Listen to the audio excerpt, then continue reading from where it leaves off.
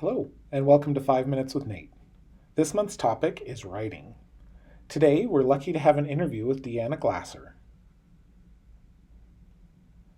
She's the principal of the Elizabeth DeLong School of the Deaf in Springville, Utah.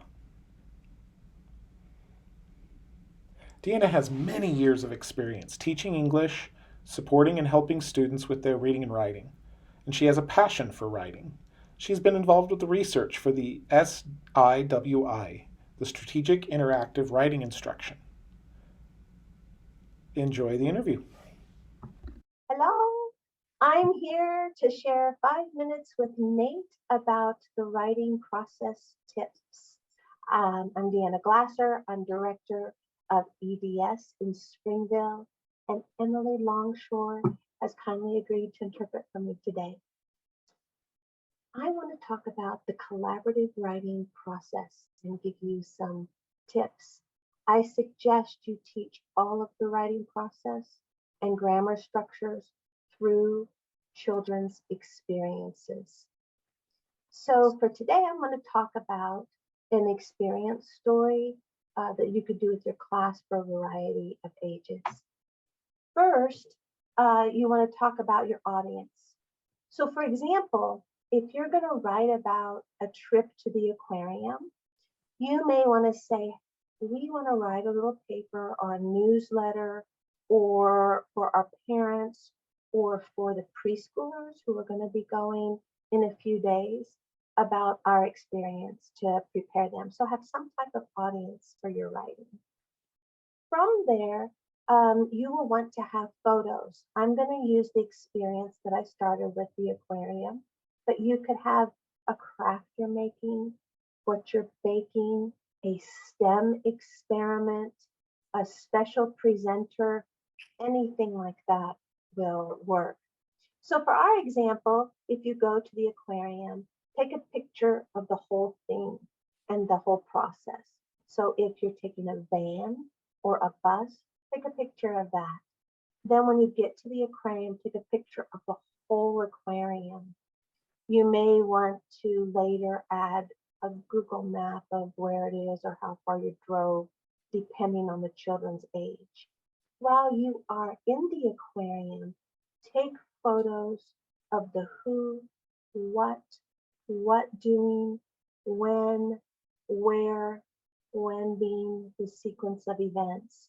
You can take your phone and you can directly upload them to a document that you created on a Google Drive. You can have a Google Drive app, or you can upload those photos later very easily to a Google Drive document.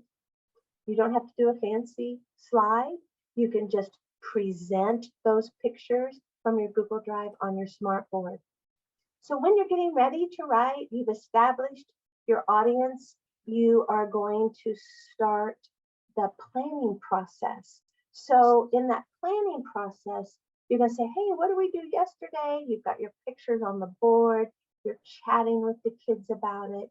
Then you will transfer what you chatted about on your language board or a huge piece of paper, and you'll write, maybe say, where did we go? And you may write the aquarium.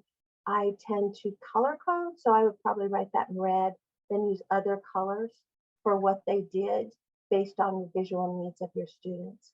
So they're going to feed you information. You're going to draw illustrations. You're going to refer to that picture. So they're transferring that print to the picture. And then you're going to write that. That's one session, maybe two. The next step, you're going to organize it. When you organize it, do not pre-present a bubble map. Build that with them. So take your topic from the top. What do we do? What are we writing about? We're writing about the aquarium. Put that bubble in the middle. Again, I use red or whatever signifying color that I always do for topic, which I later will use the same color for a topic sentence. Then you create the organization. So they may say, looking at their language board, they may talk about animals. So you've got your topic. You may draw your line to another bubble, but they're saying names of different fish or water animals. So you're going to write those and I say, what are those? Those are animals. Water animals, you may want to separate that to fish versus mammals, but you'll decide that together and add those together in those categories. Maybe you went to lunch, so you'll have a bubble lunch. Where did you eat? What did you eat? And they're all contributing to that part of the presentation. After you finish it, you'll take your topic sentence and you'll want to together collaborate to write full ideas, a subject and a predicate. If it's your topic sentence, you may add in that sentence. And then from your bubble map, you will take the subcategory and create a sentence from that, each one, to build your paragraph.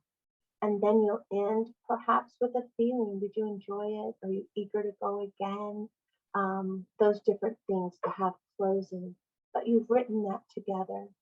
And then you publish it. Publishing could be in a newsletter or a presentation to another grade for a purpose. From that, when you teach grammar, use that experience. So as you're writing those sentences, help them. Was that past tense? Did we already do that? While you're building that. So content first, grammar, help them edit it, and then present it. Let me know if you want to talk more about it. Thank you all so much.